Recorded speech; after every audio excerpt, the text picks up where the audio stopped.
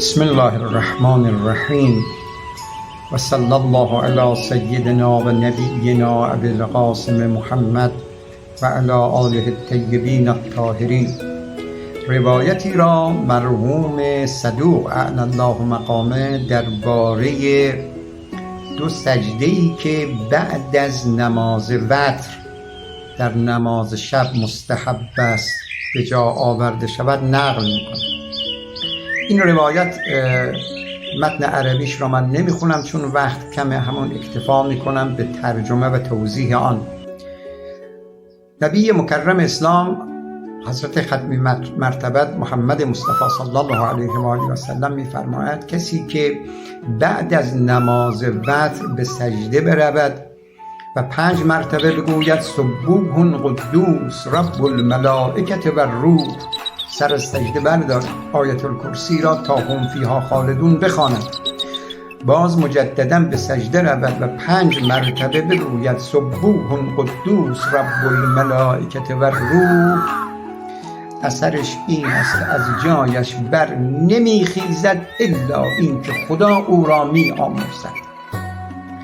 و ثواب شهدای امت مرا تا روز قیامت برای او قرار می دهد و برای او ثواب 100 حج و 100 عمره قرار می دهد و به اندازه سوره های قرآن در بهشت به او شهر عطا می کند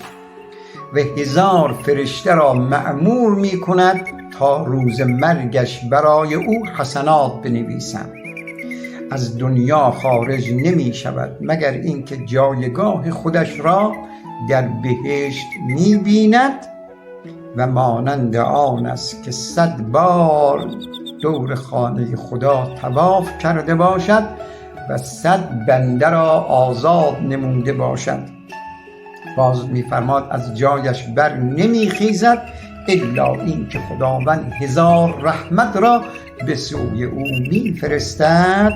دعایش را مستجاب میکند و خواستش را برآورده مینماید و میفرماید و هر سجده‌ای که انجام داده است خداوند ثواب 1000 رکعت نماز مستحبی را برای او می‌نویسد. چه خوب است که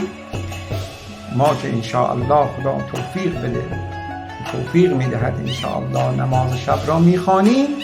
بعد از نماز وتر این 2 سجده را انجام بدیم. بسیار هم مختصر، خیلی زمان نمیگیره ولی دارای این همه فضیلت و این همه ثواب و این همه ارزش است. اللهم وفقنا لما تحب و ترضا.